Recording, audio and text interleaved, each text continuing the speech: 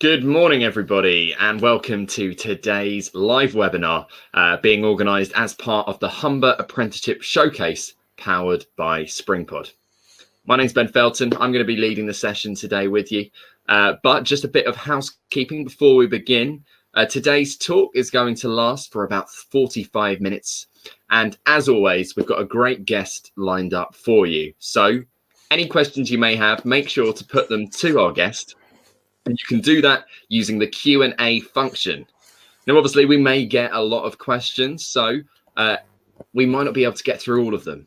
But if you see any questions which agree with, the same kind of thing that you wanted to ask, then you can just click the little thumbs up button under any of the comments, and that will upvote it, bringing it to the top of the list, making sure that we definitely ask it. And finally, if you need to leave halfway through, we all have lives. It's no problem at all. We will be recording today's session, so if you need to catch up on it, we'll have it up available within 24 hours so you can watch it in your own time. Now, of course, today's webinar is all about the company Language is Everything. And joining us to talk all about that is the Managing Director himself, Lloyd Tidder. Hello, Lloyd. Hello, good morning. Thank you for having me. No worries. Thank you for being here. How are you? Yeah, very well, thank you. The sun's shining, so all good. Yeah, it's just you are in Hull. I am. And of course, you are in the main office of Language is Everything. I am. As seen by your lovely branding behind you. Yeah, there we go. Well, look, let's kick off. Okay. Tell everybody at home a bit more about what Language is Everything is, and obviously a bit of an open-ended question, but just a bit about yourself and, your journey up to now. Yeah, no problem at all. So Language is Everything. We are an interpreting and translation service. As you said, we are based in Hull, but due to the remote services we provide all across the UK. We provide 4 key services: telephone interpreting, face-to-face interpreting, predominantly now video interpreting, and written translations. We've been providing these 4 key services for 29 years now, coming up to our 30th year anniversary next year, which is one to celebrate. Yeah, definitely. And so the key for us, especially over the pandemic, we've been really, really busy. And we've just been providing that support. And we're here really to just break all barriers to communication. And so we're helping people communicate. And we've been providing to the vaccination centres, the Nightingale hospitals, councils, a lot of the medical appointments. So we've really been important. We played a key part because we've, as I say, broken down them barriers to communication and ensured that everybody gets the same level of communication and that everybody's voice is heard. And that's where we've come in, really. And that's what I'm proud of, how we supported people through this awful time, really. Absolutely. And obviously, even though the company's based in Hull, you're not restricted to Hull. A lot of your work's elsewhere. Correct. It is all over the country. The most of it being in London, in fact. Okay. Well, and that's the power of technology. You can be anywhere in the world, really. Exactly. And we don't want to stop there. Internationally as well, we can also provide that through telephone and video, which is now part of everybody's lives. So let's find out a bit more then about your journey and yeah, of course. How you got to being Managing Director of Language is Everything. Yeah, no problem. Bit of a crazy journey, to be honest. I can imagine. Oh, very crazy. It's a bit of both as well, because at the same time, it seems to have happened really, really quickly. But also it feels like this is all I've done. And it feels like this is what I'm meant to do, which is a little bit odd because I think for a lot of the time, I never knew what I wanted to do, really. And I think a lot of people panic and think, oh, I'm coming up to 18 or even earlier than that, I'm just leaving school and I don't know what to do. That is absolutely fine because I had the same experience. And I think it's important to find out what you're good at first of all, and follow that as well, because you've got to enjoy it. And I think that's what I did. And it took me a little bit longer than I first planned to do that, but it needs to be organic and it needs to be right for you. So I came out of school, decent GCSEs to be honest, but I didn't really know what I wanted to do. So I'll be honest, I followed all my mates to college. Wanted to go play football with all my mates and be in the same classes, and which was good for a lot of time. And you do learn a lot away from the academic side as well. It's just being out of the school environment and being with different people. I think it's good as well for your natural development. I came out of college still not knowing what I wanted to do, and I didn't really fancy the full-time university, if I'm honest. And I said, look, right, what am I going to do? I worked part-time in a nightclub at the same time, by the way. And I thought, right, this probably isn't going to be a career for me. Is this on the bar or? On the bar, yeah. I was a bar supervisor, which in my younger days was brilliant. I really enjoyed it. Yeah. A little bit too much sometimes. And I was just like, right, this is not what I'm going to be doing for the rest of my life. And yes, I'm enjoying it now and I'm earning a bit of cash on the side, but I need to find something that I'm passionate about and something that I can do as a career years down the line. So I went after college, and I think I worked at a call centre as well for a few months. Didn't know what I wanted to do, but I knew I always had skills relevant for customer service based job, and tried the call centre for a bit. And I was, again, this isn't for me. And it was one of my mates actually saw an ad for apprenticeship. And I was a little bit older, I was 20. And I think there's a stigma around apprenticeships. You have to do it when you leave school.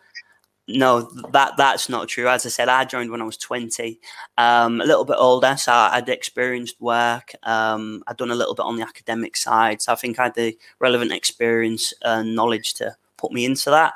And I think it was about 7 years ago, I started an apprenticeship as a receptionist and customer service. And so that's where I started, and it just stemmed from there, really. So the CEO of Languages Everything was actually working upstairs, and it was so bizarre. One day she was just like, oh, do you mind if I sit next to you on reception? And I was real panicky. I was like, oh, what have I done here? What have I done? So, and the day went on, and then she pulled me to one side and was like, oh, look, I'd like you to come work for me. And this was 7 years ago. And so now I've worked my way up, shown the right level of dedication, work ethic, and I've just been passionate about what I do. And I think that's led me to where I am today as managing director. Oh, well, firstly, congratulations on, Thank you. That's all your path has been. So that apprenticeship itself, working on reception, customer service. So where were you based? Like, what was the company you were working for at that point? It was in fact for the World Trade Center, for Hull and Humber. So yeah, again, obviously very prestigious, and I'm quite proud to say I work there. And the main thing for me, so it was like a hub for other businesses and for meeting facilities. And so it got me out my comfort zone a little bit, if I'm honest, because yes, I had that face-to-face interaction at the nightclub serving people, but it was a little bit different delivery from serving highly intoxicated teenagers to a professional manner. And I think that really helped me, if I'm honest.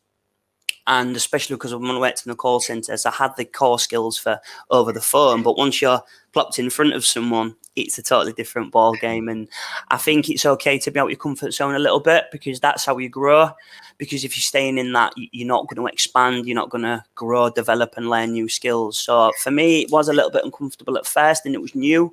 But I think you've just got to find your own rhythm, and I love it. And I wouldn't have it any other way. And I think that did allow me to then kick on and just develop and grow as an individual. Because I think it helps you out at work as well, if I'm honest. Because it's not just your academic skills and your knowledge, but it also just shapes you as a person and gives you all around interpersonal skills that you can use out of work as well. And I think you can clearly see, your passion is very genuine. You clearly care about what you do and, what you've done so far. So did you actually complete the apprenticeship, or were you kind of pinched before the end? I actually did finish it, and I got a little bit of a kickstart. If I'm honest, I started on a level 3. That was down to me having my college qualifications, my A levels. So I started as a level 3, so I had a little bit of a head start as well. And also, obviously, I was coming in at 20 with a bit of work experience. And in fact, I did start as business admin. That's what I started at, and I think I got like halfway through and was like, I think you'd be better suited to customer service. So part of me was like, oh, can't I just finish this one? And then I think I put that to one side and I was like, no, customer service is what I need and will allow me to relish as an individual. So that's what I did. I then went on to customer service and finished my level 3 customer service apprenticeship. So would you say partly key potentially to where you've got is the fact that, you know, you had a couple of years where you did a bit of work experience and you worked about and built up extra skills? Yeah, if I'm honest, I think it did help me. But if I did it again, I would have gone straight into an apprenticeship. And that's me being completely honest. Okay. Yeah, because I'm seeing it as, I would have preferred to go straight into apprenticeship rather than going to college, but they were the cards I was dealt, really. So I just used that, and I don't look at the negative side of it because it did allow me to grow and develop some new personal skills. And so no, it was good, and I did like it that way. But if I had another go at it, I would have gone straight into the apprenticeship scheme, definitely. So when you've done the bar work and you realize, you needed to look for something else which is going to be more fulfilling and, give you more of a career, how did you go about sort of looking for an apprenticeship? Like, what did you do? Well, I went straight to my mate, really, and he helped me out, and I'll be completely honest. So he helped me out. He helped me with a CV. He even lent me a jacket to wear for my interview. Wow. So a lot of this, This is a good mate. Yeah, he's a good mate. He's in Australia now. Don't see him much, but yeah, he's definitely helped me, and he'll take credit for where I've got. I'm sure.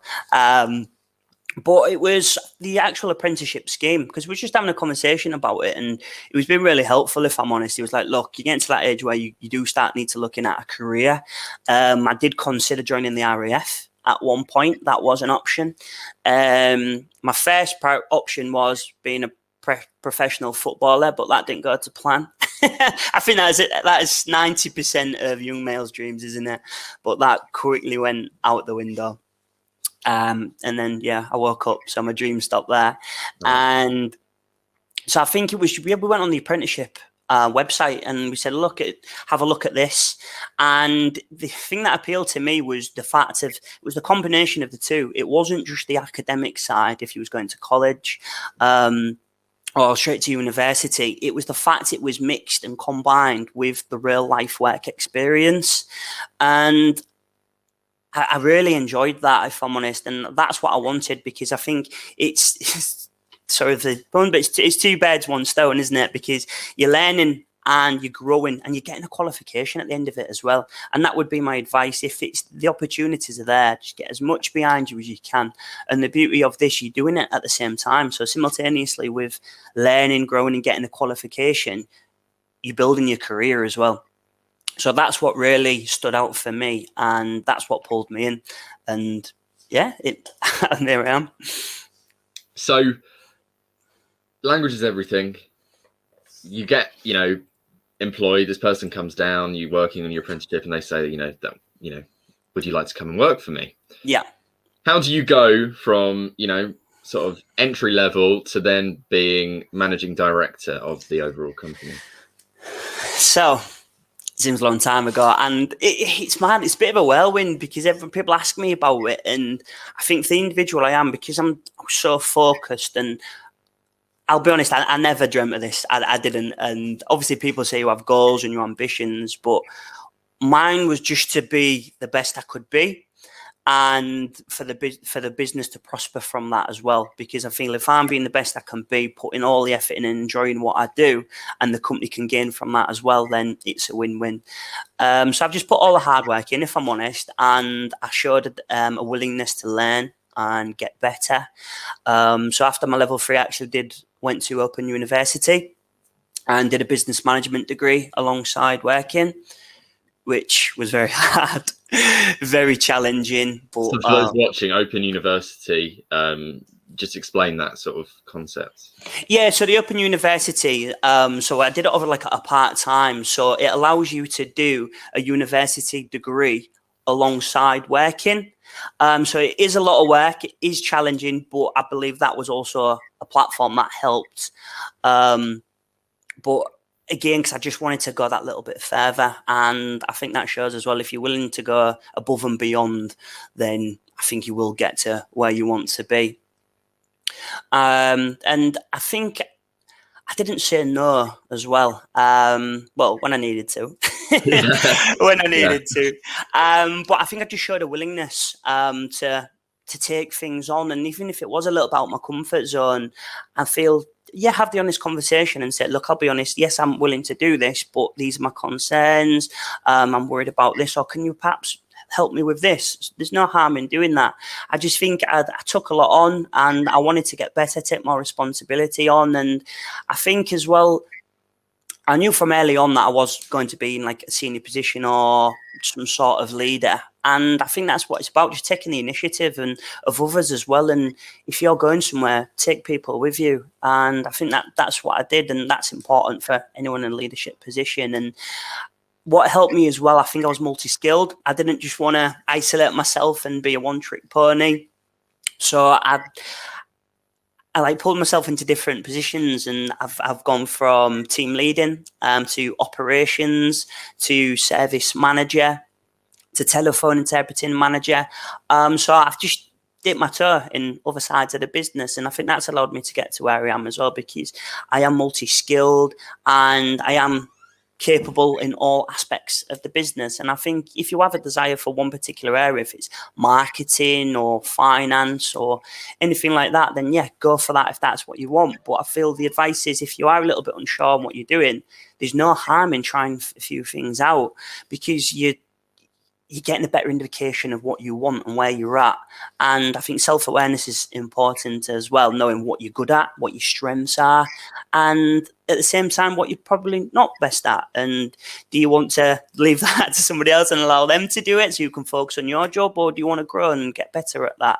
So I think that's what put me in good stead and allowed me to get to where I am, just the willingness and always wanting to learn and get better. And yes, I am confident and in my own ability, but by no stretch of the imagination, I'm not the finished article at all. And I know every day I've got to learn, and there's things I've got to do better. So I think if you're dedicated, you're hardworking, and you're also willing to take risks as well. And I think you need that, because I think if you're playing it safe and you're in the comfort zone all the time, then there's no room for growth. And like you say, I think you can never have too much knowledge or experience. And I think the more you know, the more you've done, it's only going to enrich your knowledge of the company or just your own skill set and you as a person. Yeah. Would you say, sorry. Oh, no, sorry, go on. I was going to say, would you say that you are or were a natural leader, or is it something you kind of built up? You know, is it a leadership quality that you sort of learned? I think it's a little bit of both. I think I had it in me, but then I think it definitely has developed, and I've got a lot better at it. I think it comes from, it's not always in business as well. Like outside, I was always the bossy one, and still today I'm the loud one on the football pitch. And I think it's just them transferable skills, just being confident in your own ability and speaking to someone and saying, look, this is how you do it, or do you need a help? And so I think I've always had that level of confidence in my own ability. And I feel the personal skills I've got as well have allowed me to speak to people and allowed people to join me as well, because I think that's what's helped. But definitely over the years, I have developed and I've got better.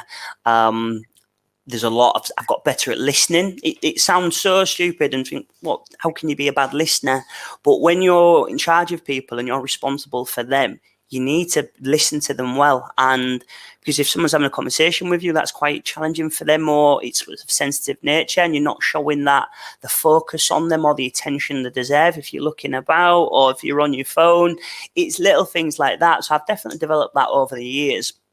That's come with working with my seniors over the years, and I think it's just being more confident in who you are as well. And I feel this, I've obviously say about like a work and life balance, but I feel you just need to be true to yourself. And yes, obviously at work, there's codes of conduct and how you've got to act and deliver yourself. But for me, it's just not losing who you are and just staying true to yourself as well, and not always putting a front on, and just being a genuine, likable character. And I think that's what helps as well. So yes, there's obviously skills that you've got to learn and you've got to bring people with you. But for me, a lot of it's just about being yourself and just your personality. And if you are a likable character and people can believe in you, then I think you're halfway there.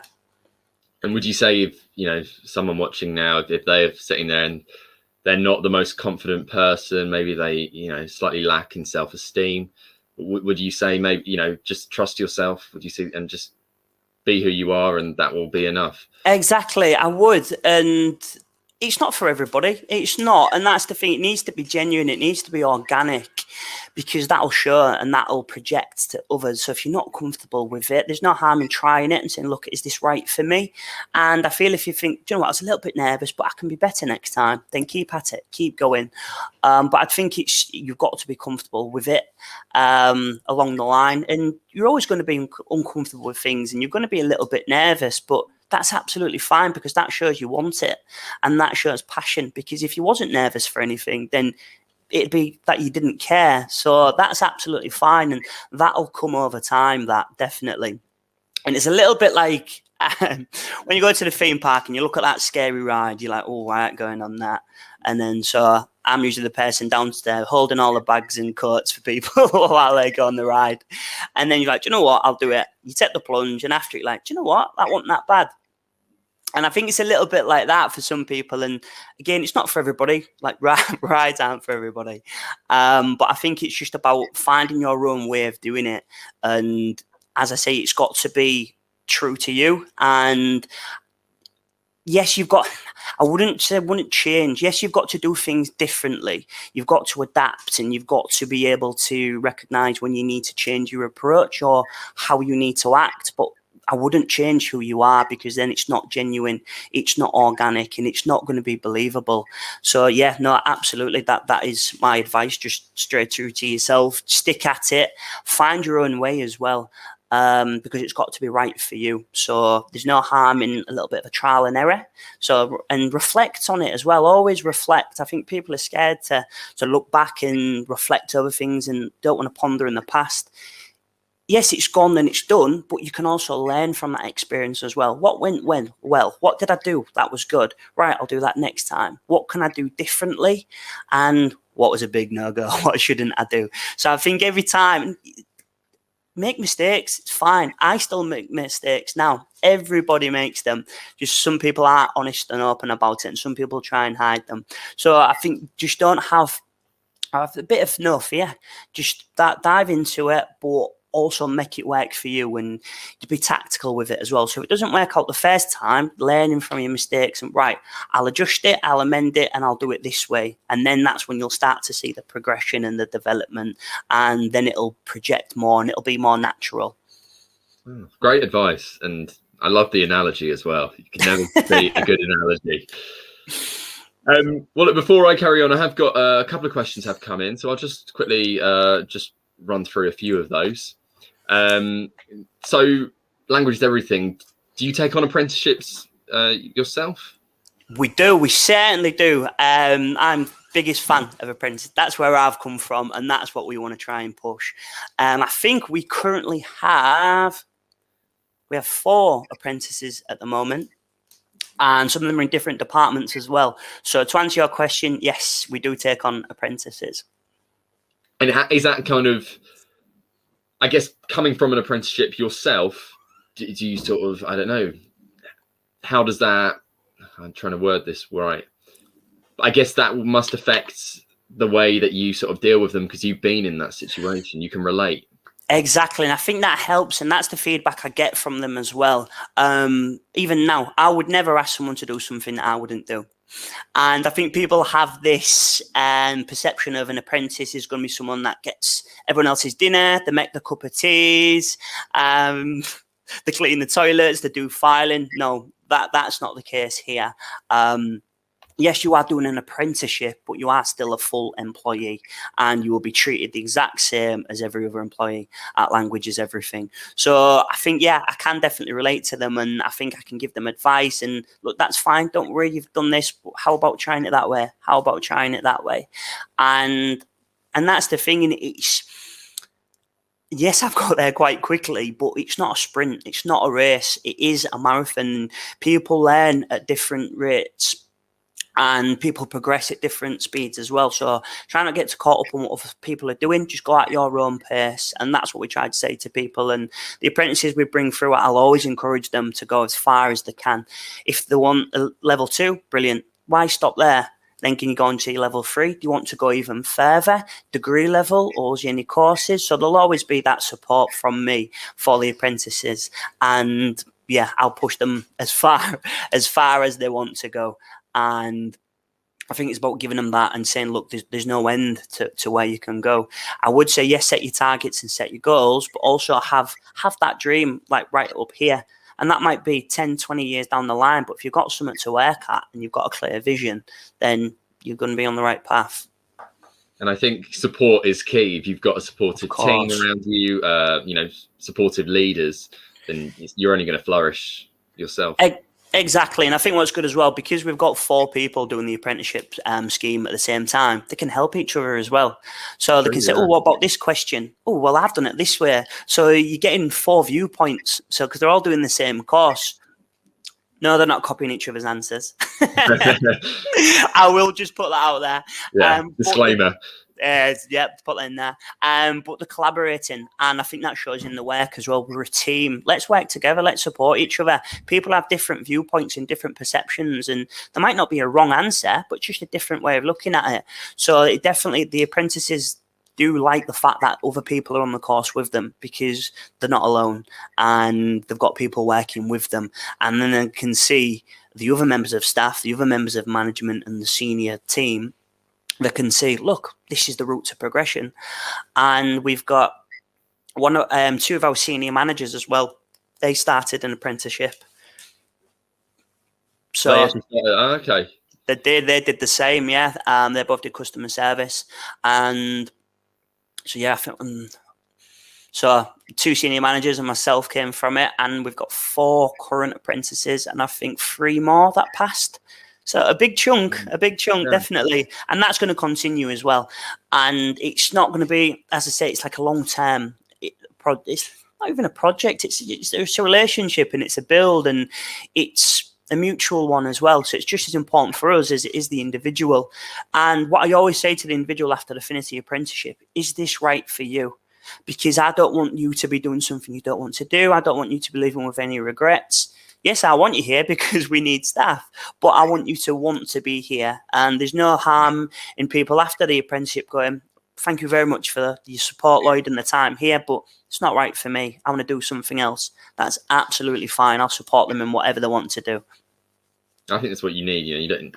People worry about getting tied down, and to have that open-ended option. If you've done it, it's not for you. You can say you've done it. Yes. So how, obviously you've got the pool of interpreters, but actually in the office itself, how many people work in the company?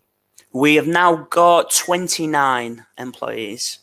Okay. And I think we had when I started, we had about 5 or 6. So it's definitely grown. Yeah, nice little growth. And I foresee that continuing as well. Brilliant. Obviously people naturally, you're an inspiring person. People are going to want to be around you. People want to know how can they apply for an apprenticeship with you. Yeah, no, that's brilliant. Yeah, thank you for that. So I think there's a couple of methods really. Rather than a direct approach and conversation with us, it could probably be through the apprenticeship providers. And I'm not going to there's a couple of providers that we've worked for and we've worked with. I'm allowed to name them? Go for it, of course. YH, that's the main apprenticeship provider we work with at the moment. YH, and there's a few others as well that you can approach, speak to them, say what you're interested in, and they'll speak to you and they'll find out what's best for you, and then they'll look at organizations and try and find a cultural fit and for your skills and what you want to do as well. And I think so you can go down that route, and you can come directly to us and contact us if you like, and we can try and get the apprenticeship program on board with yourself and get you registered for that way. But my advice would be to speak to the apprenticeship providers first, because they can give you advice, they can give you support, and go down that route as well, because it needs to be a right fit for you. And it is a commitment, and you need to be dedicated, and you need to want to do it ultimately. So yes, I can say, look, it's the best place to work, come work here, but it needs to be a right fit for you. But yeah, certainly, if it is something that you want to do, then as I say, you can go through the apprenticeship providers, get a bit of advice from them, say that, look, language, everything seems a good place to work, and this is what you want to do. And then, yeah, we can go from there, certainly. Brilliant. So you mentioned earlier you had this great mate who helped you with the CV, the jacket, everything. Obviously, CV's quite a tough thing, I think, for anybody to do at any stage. What's your CV advice? Yeah, of course. Just to say as well, this is my own jacket today. It's not my friend's. I've bought my own now. That's a sign that Lloyd's made it. I'm going up. I'm getting there. Did I ever give him that jacket back? That's a thought, really. The shipping would cost you a fortune. So. Oh no, you can just get a new one, can't you? Yeah, exactly. So my advice for CVs: be different, stand out. And this is from an employer's perspective. I look at CVs all the time, and for me, it shows when people have rushed it. It really does show. So if you want to just copy and paste from the internet and just change a few things, no, it doesn't work. Well, it might work at other places, but it certainly won't work for me. I think you can show, you need to put effort into it, and you need to be proud of it as well. It's not just a bit of paper to get you a job. It's everything. It's your personality, it's your attitude, it's your skill set, it's your knowledge. And it's very, very difficult to show who you are just from a piece of paper. I fully appreciate that, and it's difficult to get everything that's going on up here, out here, onto paper. But you need to try and do it the best way and stand out, be a little bit different. And when people say about the hobbies, I like to go to the park, I like to go to cinema, first of all, it's got to be right. Because I used to do that. So you went to cinema, and some person asked me, what was the last film you saw?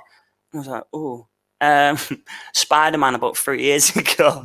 So you don't lie. You will get caught out, and just be genuine. And I feel like also as well, if you can try and if you're having a generic CV, that's great. But if you're applying for a particular job, try and tailor it to what they want, their requirements.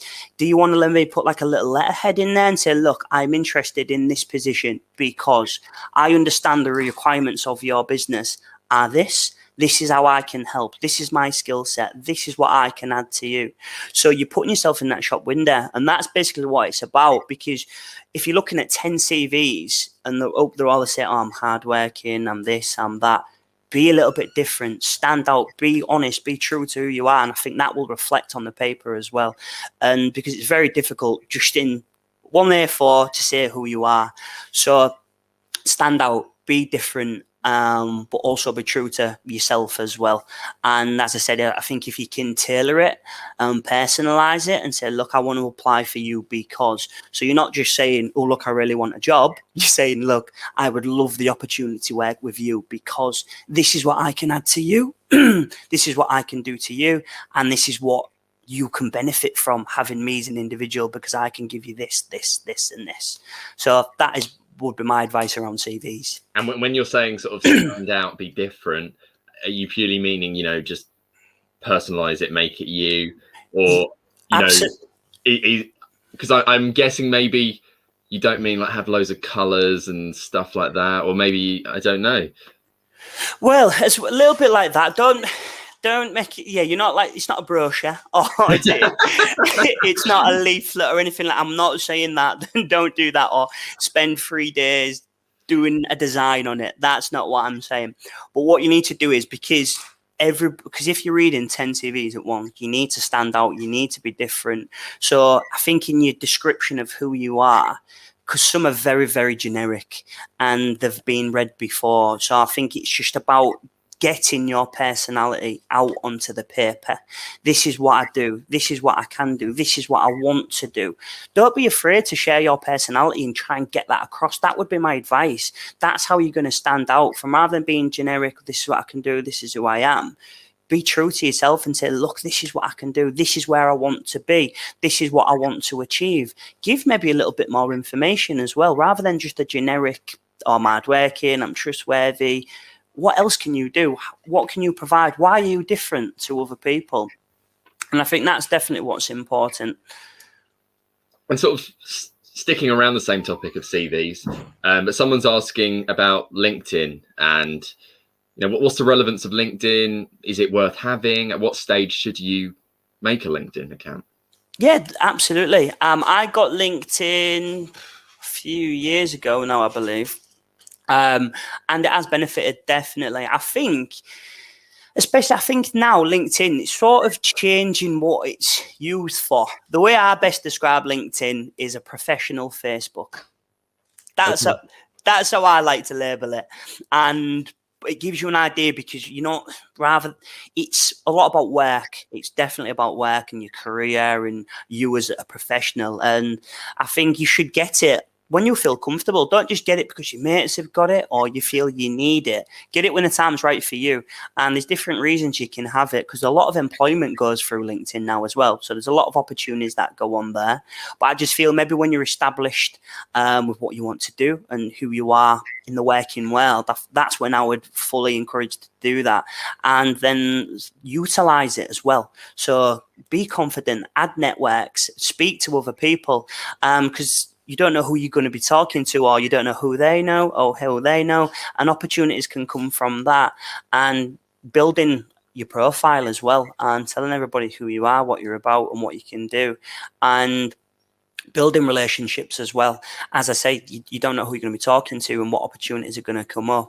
So yeah, I think LinkedIn's a great tool, and I've used it definitely to network, to build working relationships. Some have been with the view to get work and get contract and build our business, but others have been just to speak to somebody on my level, bit of advice, bit of support. So it is quite, it's multi-purpose really, and I think it's about what you want from it. And yes, you can add me on LinkedIn to answer that question if you want to. Of course you can. And I just feel there's a lot of inspirational things on there as well. So if you see people have done something and they're proud of it, you're like, well, that's brilliant. Do you know what? I could do that. So it's inspiring as well, and it can give you new ideas, can give you advice, and yeah, it can grow as a person, because you can get used to speaking to new people and develop your own skills. So I'm all for it. And I think it's nice to hear that, because I think LinkedIn's sort of seen as it's like the unknown social network. Like, yeah, definitely. Some people don't really know what it's for, what it's all about. So it's kind of nice to hear from you, someone who uses it and has actually utilized it to its full potential. Yeah. So thank you for that. And no problem. As Lloyd said, go and add him on LinkedIn. Why not? Network. Why not? Well, look, we've got about 5 minutes left. So any last questions, do send them now. But Lloyd, I just wanted to ask you, you've sort of told us about your journey, but what would you say has been your biggest challenge so far? And, you know, how did you overcome that?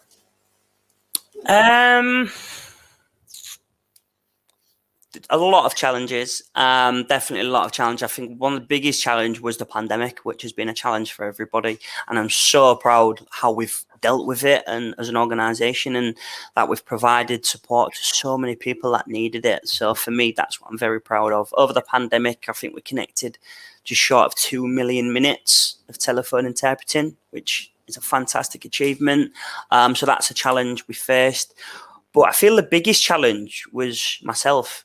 And that might sound a bit odd, but I think I was my own worst enemy, shall I say, because I think you try and talk yourself out of it. And I think you need to channel that, because you can be nervous, you can be scared of doing something. And I think the biggest challenge was overcoming my own fears, my own insecurities. No, Joe, I'm not good enough to do that. If you would have told me 7 years ago I'd be MD now, I'd laugh at you.